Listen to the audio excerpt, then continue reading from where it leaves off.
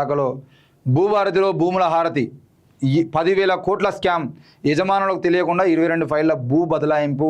revenue అధికారులకే తెలియకుండా software మార్చి అక్రమ భూదందా Revanth Ponguleti mafia పనే ఆ ఇద్దరి కాల్ డేటాను పరిశీలించాలి స్కామ్పై సిబిఐ విచారణ జరిపించాలి మంత్రి పొంగులేటి రాజీనామా చేయాలి రైతులారా పోర్టల్లో వివరాలు చూసుకోండి బాధితులుంటే తెలంగాణ భవన్కు రండి బీఆర్ఎస్ ప్రధాన కార్యదర్శి ఆర్ఎస్ ప్రవీణ్ కుమార్ రాష్ట్రంలో కాంగ్రెస్ ప్రభుత్వం తీసుకొచ్చిన భూభారతి పోర్టల్ వేదికగా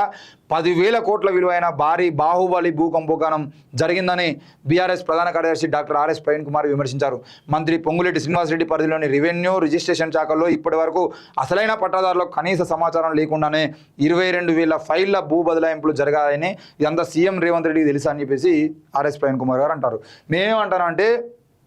పొంగులేటి శ్రీనివాసరెడ్డి అనే వ్యక్తికి సంబంధించిన విషయంలో మేము చాలా క్లియర్గా చెప్పడం జరిగింది పొంగులేటి శ్రీనివాసరెడ్డి అనే వ్యక్తి ఏడా వెలుగుమట్లలో ఇల్లు కూలగొట్టినప్పుడు కూడా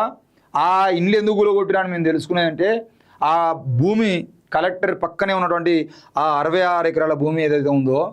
ఆ భూమి మొత్తం మీదైనా కన్నుపడ్డది అత్యంత విలువైన భూమి కలెక్టరేట్ పక్కనే